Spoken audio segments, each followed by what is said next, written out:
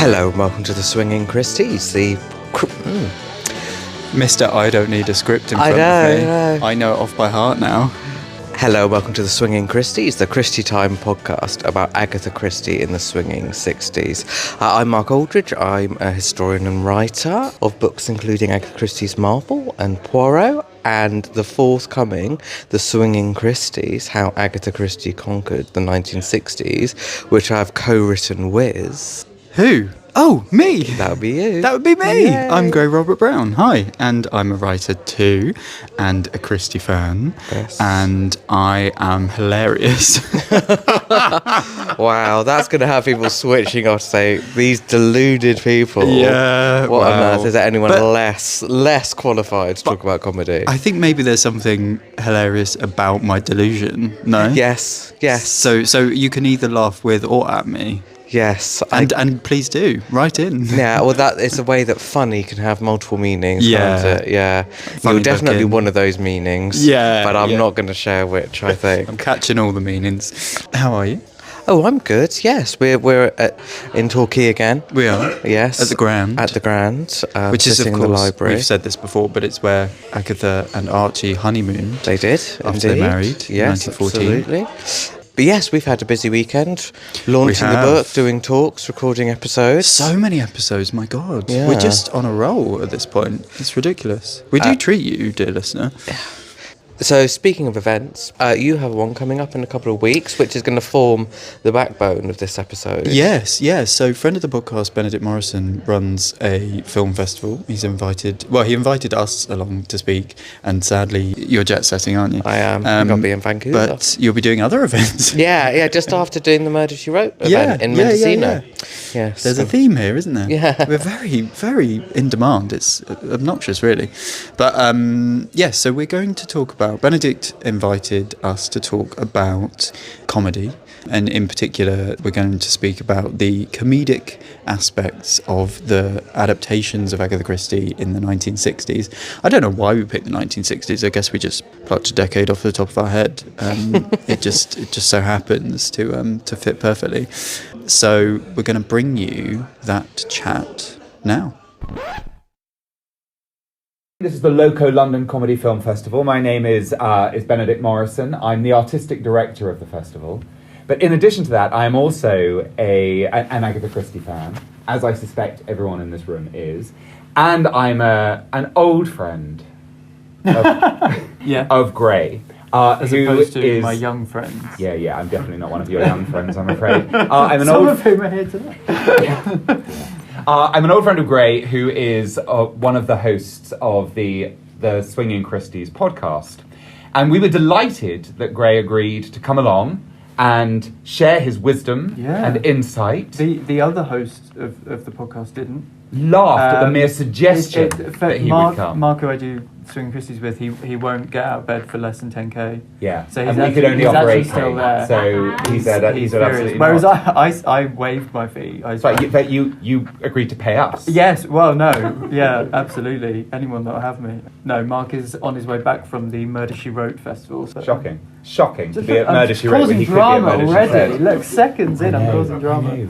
Yeah, sorry. Mark will never let you go anywhere by yourself again. And he shouldn't. Anyway, Agatha Christie, Murder, She Said, yep. and a kind of general discussion about Christie on film, but also specifically Christie in comedy, and whether it's kind of appropriate to adapt Christie in a way that seems designed to elicit chuckles. Now, first of all, the 60s, which you are a particular expert with regard to Christie, this was a decade in which there were a number of film adaptations, and quite a few of them had some flavour of the comic. Yeah, absolutely. So famously, or infamously perhaps, Murder, She Said, the film we've just watched, was brought out to the tagline, "Only Agatha Christie can mix murder and mirth with such hilarious abandon." And for many years, look, it's not... If we're looking to adaptations for fidelity to the original text, then there are some gaps in the film starring Margaret Rutherford as Miss Marple, as we just watched. But there is an interesting question, isn't there? We were sort of picking over it ahead of this event, because I do think Christie is very funny, but I also think that billing her as Murder and Mirth isn't quite right, and I think probably a lot of us Christie diehards would agree with that. But it's interesting to dig into what the distinction is. I mean, one of the things I was going to say, I was thinking about on the way here, one of the ways in which Christie can be very funny is that sort of, and it's a classic British TV, I mean, it's like a sitcom thing, that classic British thing of like the interrelation of the classes and sort of getting merriment out of the idiosyncrasies of the way that different classes relate to each other and speak. And you've got that in Mrs. Kidder, is it Kidder? In Joan Hickson's character in this film. So it's not completely alien. And actually, we both read 450 from Paddington in readiness for this, didn't we? Which is the novel that this is based on. Thank you, yeah. To see if there was a comic precedent for the way that they adapted in Murder, She Said. And I think we both agree there is, although not the same jokes that were in this film. No, that's true. Well, there might be some overlap. So, for example, Mrs. Kidder is quite a comic character in the novel as well. Yes, yeah. She's a gossip, but doesn't want to admit that she's a gossip. So it prefaces everything she says by, of course, I wouldn't say anything about this, but so and so's just said. And so there's this kind of wry comment on a particular kind of personality who never wants to admit that they love a bit of tittle-tattle. Yeah, I mean, instantly, because you'd almost sort of challenge me to say, go away and read 450 from Paddington and see if there's Murder, She Said, like comedy in there. And literally line one, so it opens with a character who's a proxy for the Miss Marple that we see in this scene, but a similar scene in Paddington Station with Mrs. McGillicuddy, who's described as sort of rotund and carrying all these... But all her Christmas shopping, basically, like laden with all her Christmas shopping. And then there's a porter who's racing to catch up with her, 'cause she's barreling down the platform. There's a porter racing to catch up with her with her suitcase. And the button on it, the punchline, if you like, is she doesn't tip him. Which, you know, and it's like straight away that's the first scene. And it's those kind of, it's the way that, maybe the humour that Christie writes, as opposed to the sort of humour we see in these 60s films, is a subtler humour, or certainly it feels very slice of life to me in the sense that she's presenting something. I mean, I'm hoping that murders don't happen in our lives often, but she's presenting something that encapsulates, you know, runs the gamut from cradle to grave, and you see all sorts of different types of people and all sorts of different types of tones, and within that humour is an inevitability, and it's something included for that reason, as opposed to something that feels like it's looking for the laughs wherever it can get them. And to be fair, it lands quite a few of them. I think that's true. I think certainly the novels are subtler, less broad. But you know, one of the classic theories dating back to Aristotle and then coming through Kant and Schopenhauer. We've mentioned Aristotle. I can't go long without mentioning Kant and Aristotle. This is going to be the classiest episode of the podcast. I'm trying to make your podcast a little more. Oh, please. A little elevated. Please do. Please. It is like somebody had to intervene. I know, and it is like I've just booted Mark off and got another white gay. And the listeners won't ever let you go back. But one of the theories of comedy is about incongruity. The idea that what makes us laugh is when two unlikely things are married together. And I think Christie's doing that all the time. And that's not to say it's laugh out loud, but I think the figures of Miss Marple and Poirot are in their ways very incongruous. You have Miss Marple, a kind of frail old lady. One of the passages that I think is most moving in 450 from Paddington is when she reflects on what her body can no longer do. So she has to, for those who haven't read it, rather than go to the house herself as housekeeper or maid, she asks a younger woman to go on her behalf, Lucy Islesbarrow, because she realises her body is rather frail. But at the same time, Christie presents her as Nemesis, as a goddess of retribution. You know, Miss Marple is brilliant and kind of almost invisible. And that incongruity is in its way comic. Which isn't to say it's laugh out loud funny, but it's comic. And Margaret Rutherford is playing with a different set of incongruities. She is. But nevertheless, there is also incongruity here. I adore Margaret Rutherford genuinely and across all her performances.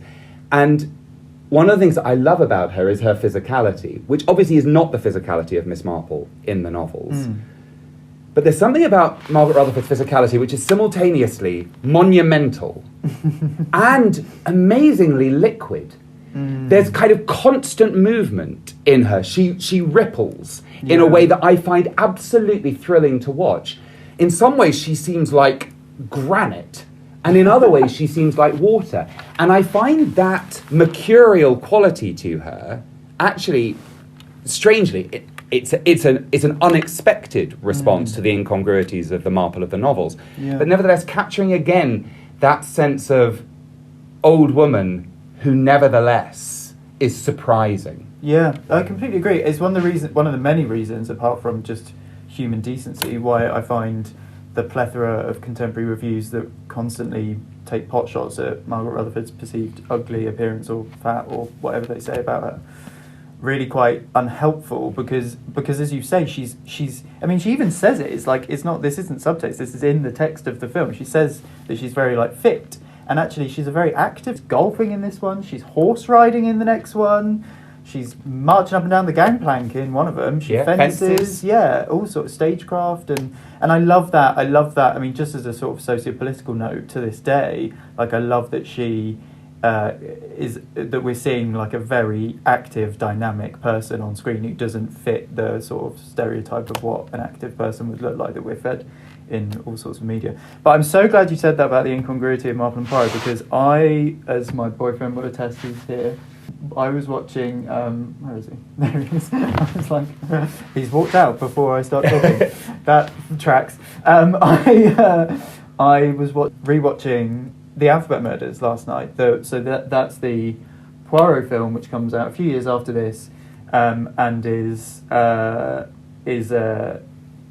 made by the same people, and a similar take on Poirot as to this is on Marple. And it struck me that when you're watching Tony Randall's Poirot in a spa, an all-in-one like personal spa, like, it looks ridiculous, like he looks like a little wooden robot.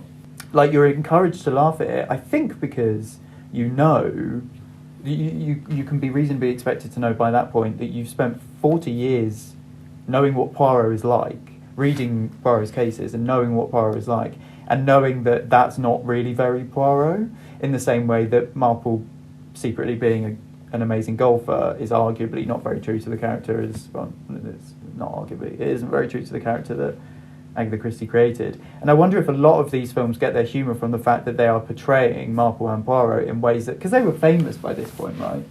So they're portraying them in a way that does feel incongruous, to use your word, that does feel like a departure from the characters that we knew. And maybe that's why, because Christie was on record hating these films, having complex feelings about these films, and she didn't quite get that it was a version of these characters that plays on the stereotype established by the pre-existing characters. Yeah, I think that's a really interesting point, and you're absolutely right. Of course, people watching this at the time would have been familiar with the characters from the novels. Yeah, there's also a sense, I think, maybe in the 60s, and perhaps this is the last time in Christie adaptations in the 60s, that these are characters who are still developing.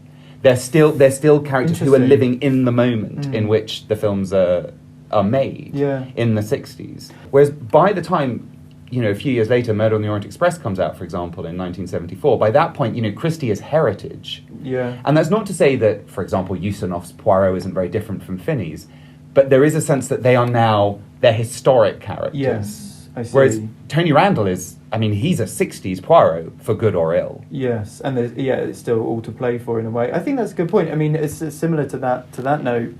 I think we've said this on the podcast, Mark and I, but let's not lose sight of the fact that 450 from Paddington was only out a few years before this, and actually, interestingly, all of the novels that they adapt in these Marple films are from the 50s, as in they don't do a novel for the fourth one. That's kind of an original story. Although some people have likened it to They Do It With Mirrors, which is 50s. It's not, what I'm saying is basically there's not that much of a gap between the source material and these films, and maybe that supports your point, actually, that it feels they feel quite current. Although that's then different in the Alphabet Murders. But that might be part of the reason why it feels such a clumsy adaptation. But the other example of murder and mirth that we were maybe going to touch on is the film of The Spider's Web, which adapts Christie's Spider's Web play, also from the 50s. But that is a very sort of frothy and light-hearted, almost farcical kind of play, and the film is pretty faithful to that, and that's 1960s. That's just before these films start, and the deal with MGM for these films did not include the plays, which is why that was still able to happen. But yeah, I think the foundation for the 60s perception of Christie as murder and mirth is inherently rooted in the 50s then, and I wonder if it's inherently rooted in the fact that, you know, Spider's Web had been quite successful and it was a romp, so people start to go, oh, you know, she's like that. The Mousetrap, whilst not a romp, and actually there's a really dark case behind it, 52, I mean, that's got a lot of levity in it.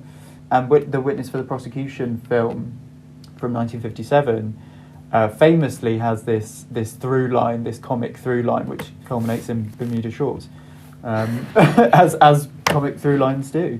Now, Witness for the Prosecution is a really interesting example. A film that satisfied Christie is still regarded the rare one. Yeah, it's still regarded as one of the high points of Christie adaptation, I think, by many people. Yeah. Absolutely. Yeah, I think it was voted best by a panel including the aforementioned Mark Aldridge at one point fairly recently.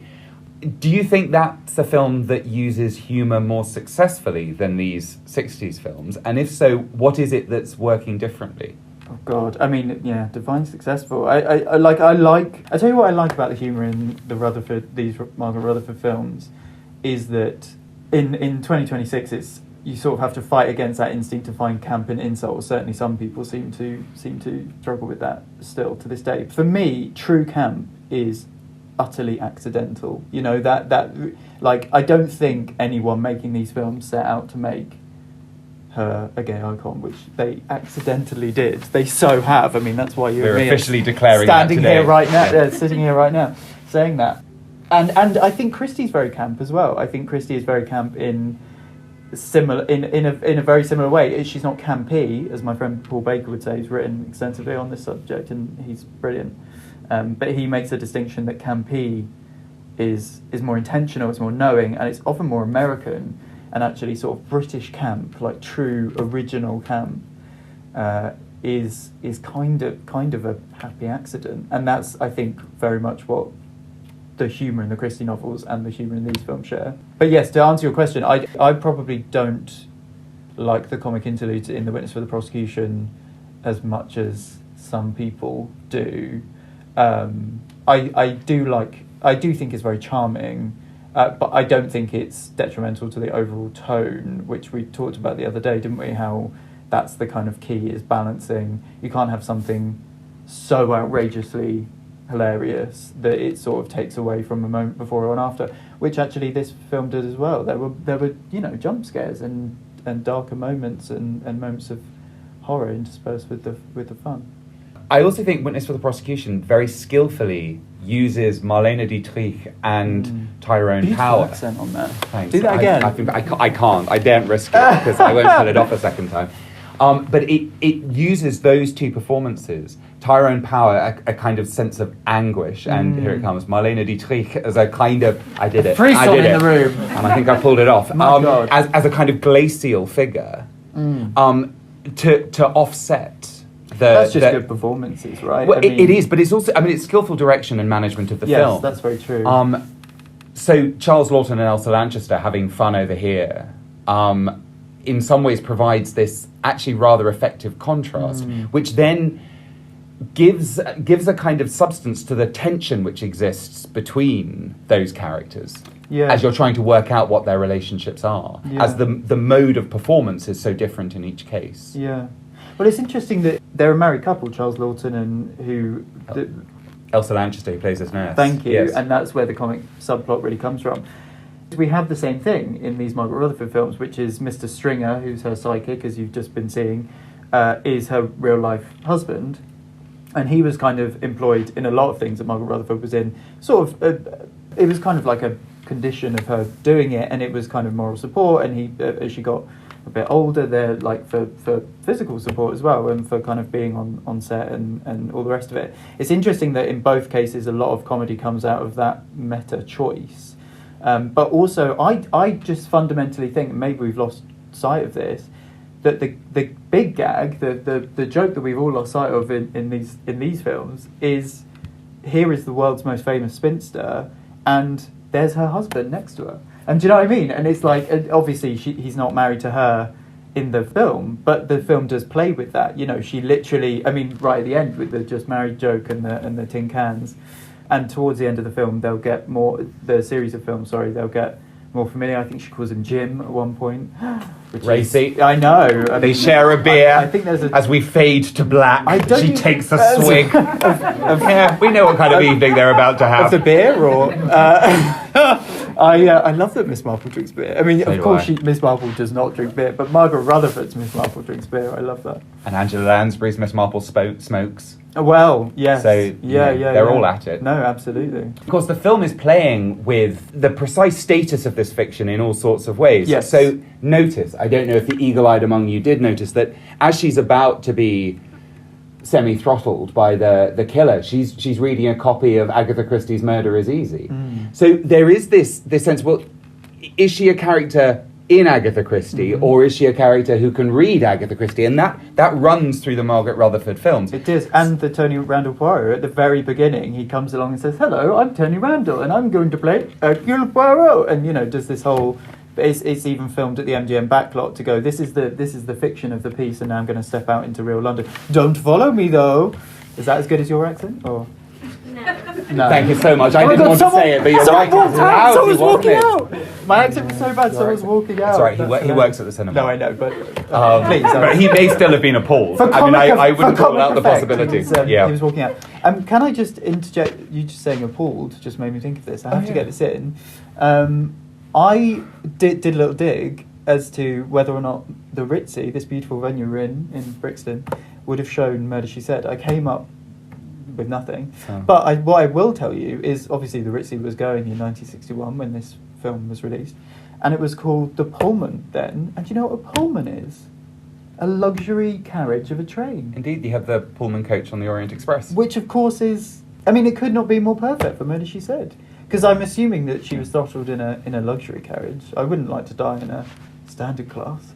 But I think, at least in the novel, the murder happens in a train without a corridor. Yes, that's very true. Which is why nobody could Look, wander in. But maybe they swing outside to get to the dining car. Because Mark's I've done not none. here.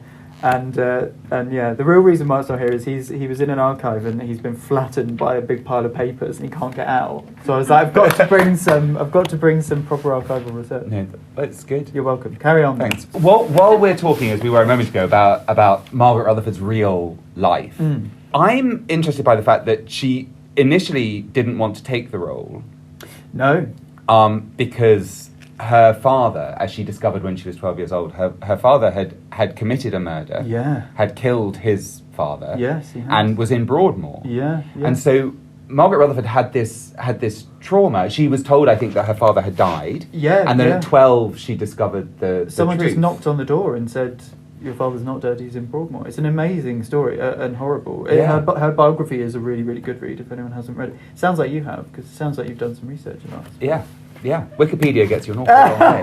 And well, the book biography is very good. Yeah, I'm sure. But this kind of reluctance then to take on a role which is about murder and violent death, I think, is interesting. And one thing that I kind of wanted to ask is whether there is a degree to which we, and possibly critics at the time, have read this as a comedy, and specifically read Rutherford's performance as a comic performance, because that's what we expect of Margaret Rutherford.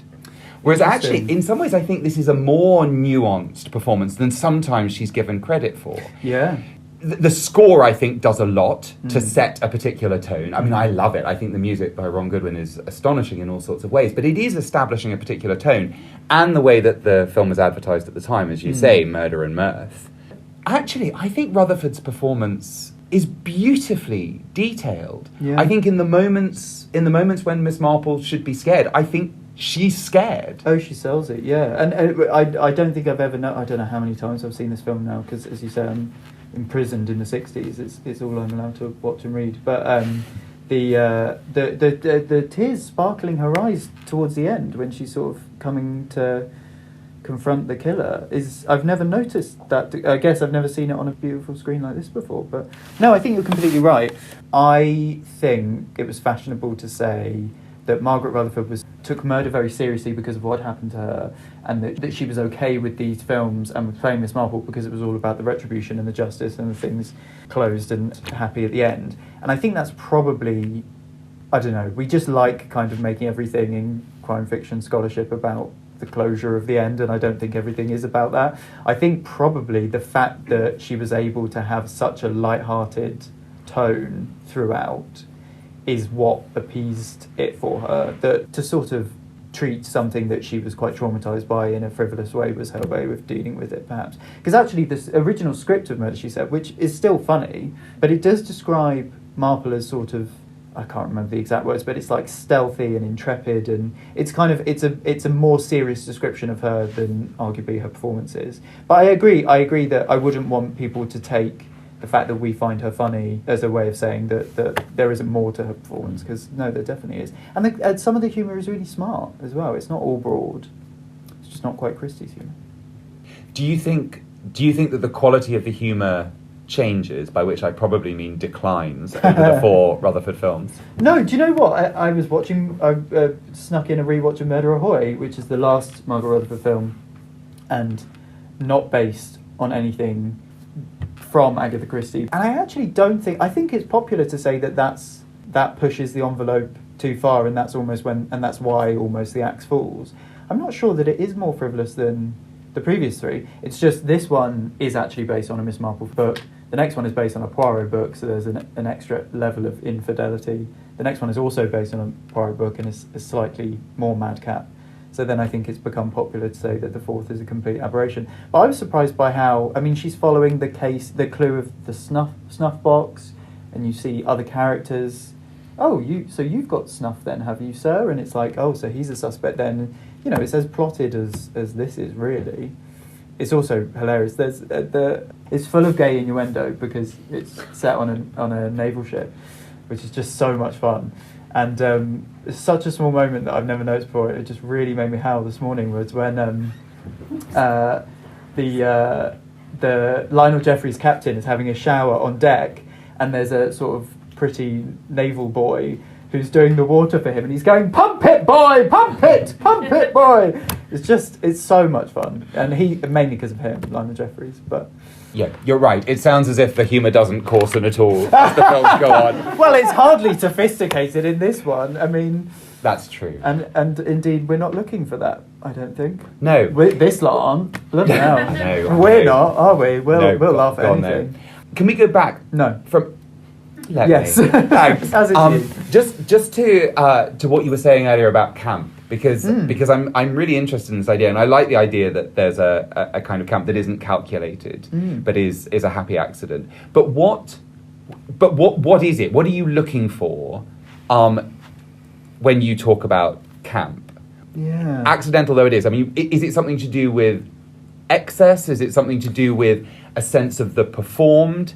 Yeah, I think it's the artifice, the exposure of the artifice, not to get too highfalutin about it, but I think there's something about the gap between your expectations and reality and the way that the audience can see into that gap. And I think you're right that it's excess. I mean, there's literal and subtextual excess all over that film. One of the funny things I noticed from 450 from Paddington was that the head of Crackenthorpe Hall, as it is in 450 from Paddington, the house where we spend most of our time, is this Dickensian grotesque with sort of flaps of flesh, essentially. And we don't quite get that in the character we get in this, but we do get a similar sort of bombast and physical excess, and, you know, excess in his overstepping of the mark with Miss Marple at the end. So yeah, an audacity, I guess. Yeah, no, I think that's really interesting, and that idea of artifice, kind of married with excess, I think is fascinating. One of the things that I really like about Christie's work is the way in which the domestic and the familial are shown as, in all sorts of ways, a series of artificial structures. Absolutely, yeah. And there are glorious moments in this where I think we see something similar. There's the wonderful moment where she rolls her sleeves up to do the washing up, and Ron Goodwin, for God knows what reason, decides to have this flourish in the score. The music suddenly swells in this way that is kind of spectacular. Yeah. And it transforms actually quite a banal moment into something that feels significant and artificial. It draws our attention to the fact that, again, there's an incongruity with the fact that someone of Miss Marple's class, who was seen to have a maid at the beginning, called Lucy, as if to nod the hat to the character that's excised from the novel, is now a domestic, and they get a lot of humour out of that. I've got to bring up my favourite, because I don't want anyone to go away with the impression that Agatha Christie is not funny just because we're challenging the idea of murder and mirth, which is a particular type of humour with these films. But my favourite joke in Christie is the beginning of Evans. Why didn't they ask Evans? When contemporaneously there was a famous golfer called Bobby Jones, and the opening of Why Didn't They Ask Evans is a man called Bobby Jones stepping up to the plate. That's a different sport, but I'm mixing my sport metaphors, but allow it because I'm wearing basketball shorts, so it's okay.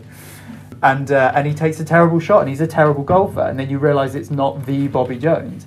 And obviously I did not get that. I had to have that explained to me. But on the other side of it, I think that's brilliant. I mean, imagine opening a novel today with someone called Phil Foden who goes to take a penalty and then is terrible, and it turns out, no, it's not that Phil Foden. It's just such a brilliant joke to kick off a novel with, and one that got lost to the sands of time, to these many years of us maybe taking Christie's humour for granted, and now we're rediscovering these things. I'm like, oh my God, yeah, there we go, right at the start of a thriller. I'm proud to say that I've never heard of Phil Foden. Wow. I'm disappointed in you, and I think many other gay men will. Gays can like football. We contain multitudes. Oh, I don't know about that.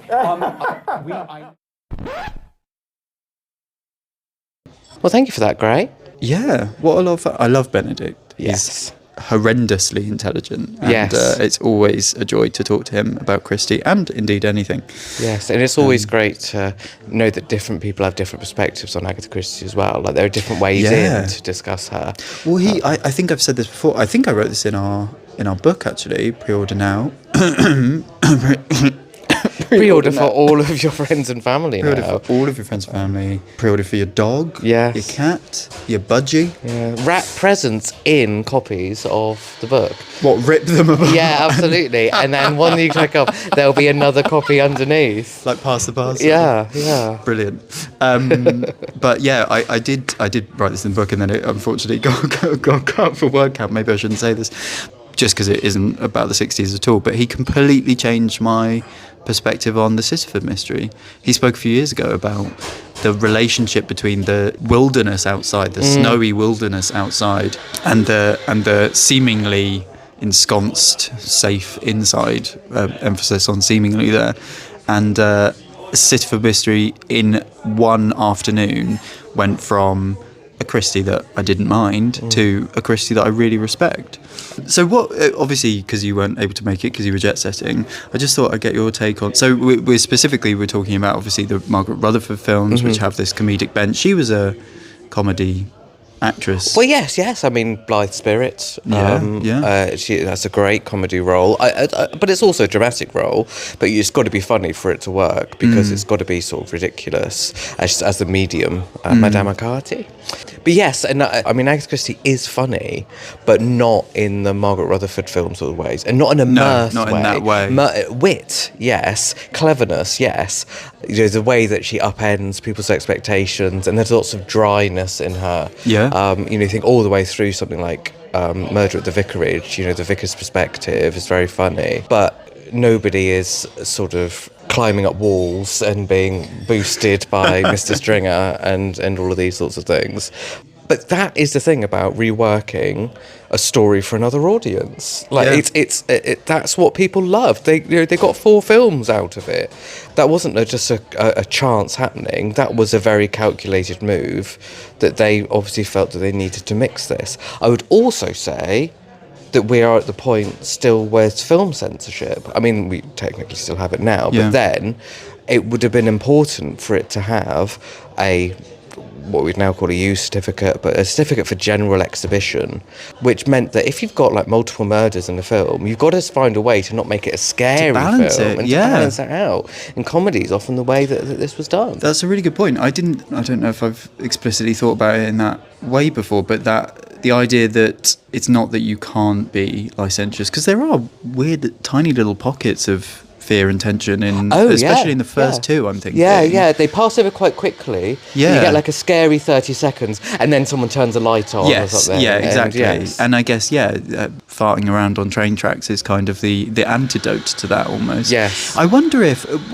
tell me if you agree or disagree, is the murder and mirth misconception of Christie coming from things like Spider's Web? And is it fair to say maybe that murder and mirth is Christie's order of the day sometimes in her theatrical work, just not in her novels, that they are then adapting and misinterpreting in that way? Yeah, that's a fair perspective. I hadn't really thought of it like that, because Spider's Web is well, you know, it's got that old hiding a body thing and stuff, and Clarissa's a funny character in lots of ways. Yeah, I think there's also, though, the Billy Wilder witness for the prosecution from 1957, that has got funny moments in it, like the whole thing with the nurse, you know, that is genuinely really funny, but it never takes away from the mystery. It never dominates. It makes it feel like you understand those characters more, and so I think it adds to them, makes him more human, because on the stage, actually, Sir Wilfrid and is her best play, and I love it, but you don't really know who he is. Whereas when Charles Lawton plays him and they add that extra comedy and they add the nurse, you get a real sense that you're on his side much more, I think, because you like him. Yeah, that's really true. I hadn't thought of that.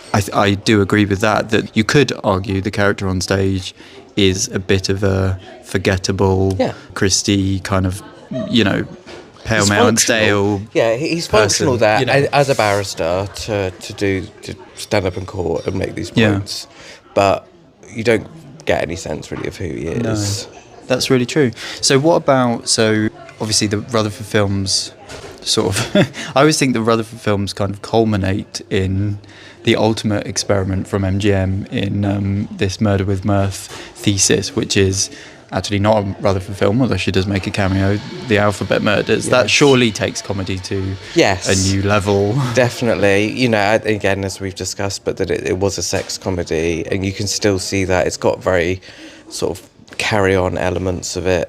I mean, Hastings running out into the street in just a towel and then saluting a marching band that's going by, or parade.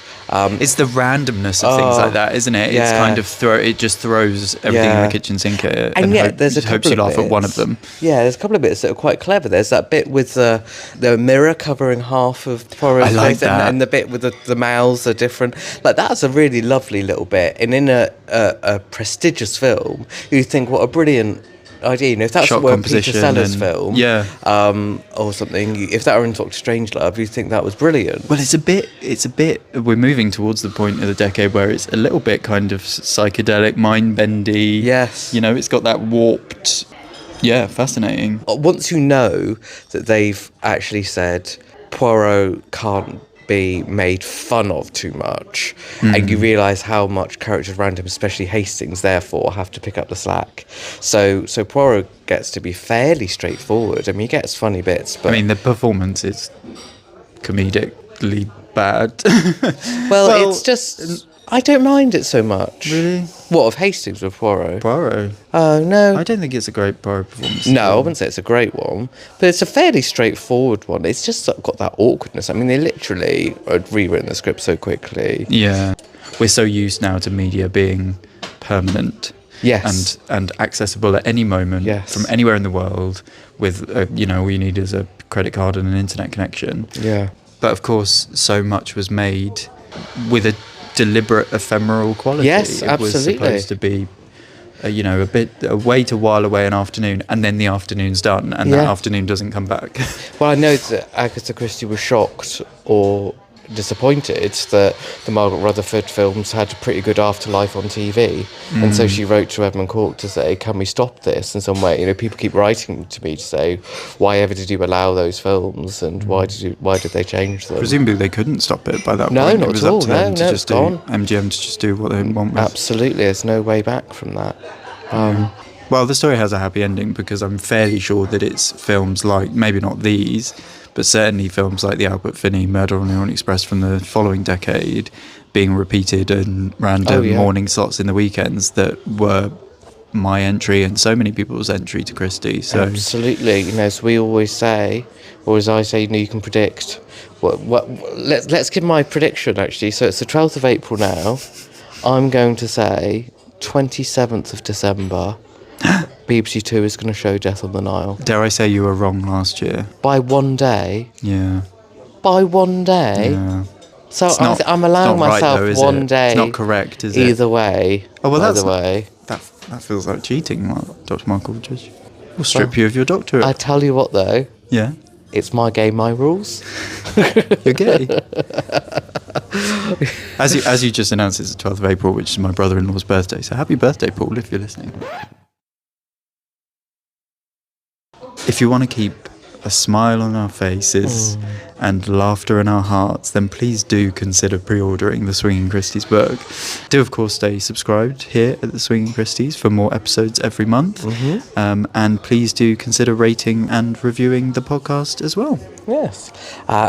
And by all means, do get in touch if you've got something to say. We're on Instagram. Only if you've got something to say. Yeah, though. Instagram at Christie_time. Our blue sky is christietime.com. You can email us at christietimepod@gmail.com. And our website is christietime.com. Over on YouTube, you can find us at The Swinging Christies or our other podcast at Westmerpod. If you haven't checked out yet, please do. And you can find Gray's website at grayrobertbrown.wixsite.com/GrayRobertBrown. I'm on Instagram at Dr. Mark Aldridge, Blue Sky, markaldridge.info, and that's also my website address. When I said my name to the person at breakfast at the hotel this morning, she went, so many names. I was like, 3. There's 3. So many names. I didn't give my name. I just give my room room number. No, you just storm in because you're like, don't you know who I am? Just give you a room number. Keep swinging. Yeah, keep swinging.